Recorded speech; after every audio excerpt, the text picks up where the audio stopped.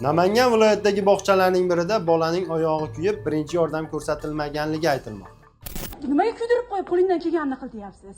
Mani qizimni bolani kuydirib. Militsiyaga berasan, sudga berasan, bob beraver. Shunaqa Men beraman. ko'rdim, hech narsa qilgani yo'q. Shunaqa beraman. Ko'rdim. Siz oyog'ingizni Uyimda to'palay qilib, bor jo'na qatga militsiyaga ber. Shunaqa beraman. Prezident adresini beraversan. Shunaqa beraman. Madina Shunaqa beraman. bular yomon odamlar ekan. Yura qo'ysin, Yomonligingga uyimga keltirsan.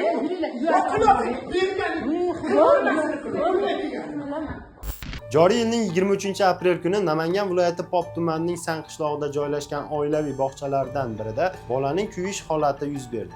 Murojaatchining Taftish.uzga bildirishicha, tarbiyachining e'tiborsizligi sabab uning farzandi issiq suvdan kuygan. Onaning aytishicha, hodisa sodir bo'lgandan so'ng bog'cha xodimalari na ota-onaga xabar bergan, na zudlik bilan tibbiy yordam ko'rsatgan. Bola 3-4 soat davomida hech qanday yordam ko'rsatilmasdan ushlab turilgan. Onasi holatdan xabar topgach, o'z tashabbusi bilan tez yordam xizmatiga murojaat qilgan. Murojaatchi bog'cha faoliyatida qonunbuzarliklar mavjudligi, muassasa hujjatlarsiz ishlayotganini ham ta'kidlab o'tdi. Hozirda holat bo'yicha tegishli idoralar tomonidan o'rganish ishlari olib borilishi kutilmoqda.